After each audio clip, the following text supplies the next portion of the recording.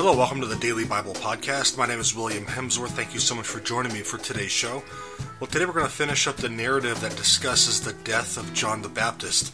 So it's a little longer than normal, than our normal, 2 to 3 verse routine.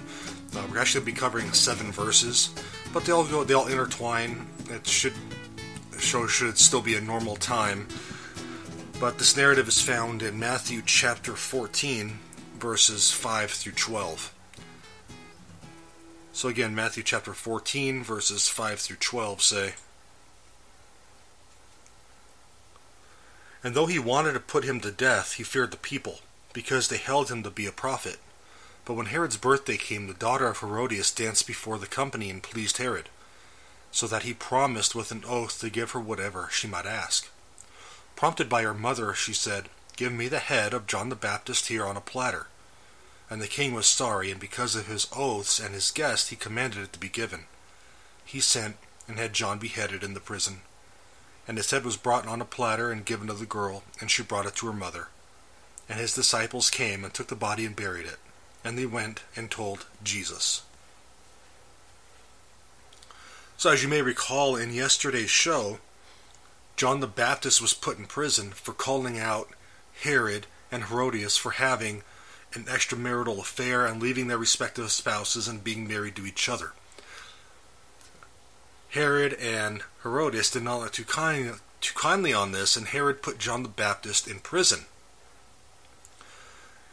And John had a lot of respect among the everyday folk in Palestine, not so much among the Pharisees. If you remember in the beginning of Matthew, he called them a brood of vipers. But nonetheless, Herod was afraid to put him to death because he may cause a riot. He was respected and loved so much that it may cause a riot if Herod were to put him to death. So he put him in prison. Then we read about on Herod's birthday how the daughter of Herodias danced before the company and pleased him. So no doubt from some of the commentaries I've read, drinks were flowing. This may have been an erotic dance of some sort. Sources kind of conflict on that. But either way, he wasn't in the right frame of mind to make this oath to give whatever she might ask.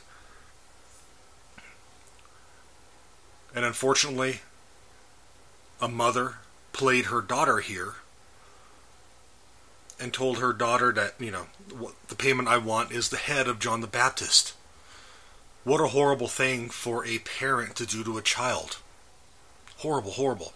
Think about that for a moment. I think sometimes we overlook that fact. How depraved, how morally depraved is this situation where the Herodias wants John the Baptist dead so bad that she's going to cause her daughter to actually give the order. Insanity. Absolute insanity. But Herod gives into this oath. He gives into this oath. And here we see Herod, there's no doubt. When Herod's saying, I'll give you whatever you ask, he's not thinking, she's going to ask for the head of John the Baptist. She'll ask for money, gold, jewelry, linens, whatever the case is. But she flips the script on him.